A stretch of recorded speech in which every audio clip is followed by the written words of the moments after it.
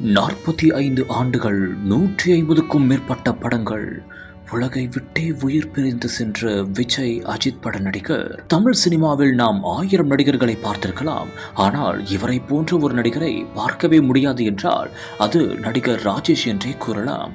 ஆம், அவள் ஒரு தொடர்கதை மூலமாக தமிழ் சினிமாவில் அறிமுகமான நடிகர் ராஜேஷ் 1979ஆம் ஆண்டு கன்னி பருவத்திலே படம் மூலமாக ஹீரோவாக அறிமுகமானார். மேலும் கமல்ஹாசனுடன் சத்யா, மகாநதி, விருமாண்டி படங்களிலும் நடித்துள்ளார். இதுபோக விஜயின் சிவகாசி படத்திலும் அஜித்தின் ஆஞ்சநேயா படத்திலும் இவர் நடித்துள்ளார். இதுபோக இவர் சினிமா படப்பிடிப்புக்காக பங்களா கட்டிய முதல் தமிழ் நடிகர் என்ற பெருமையையும் பெற்றார். அப்போது அதை எம்ஜிஆர் திறந்தும் வைத்தார். வாய்ப்புக்காக கையேந்தாத நடிகர் என்றும் கூறலாம்.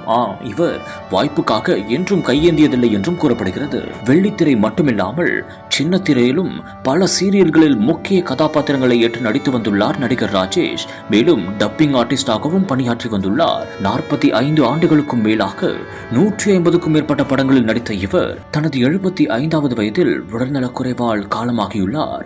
இது ஒட்டுமொத்த தமிழ் சினிமாவையே கலங்கடித்துள்ளது.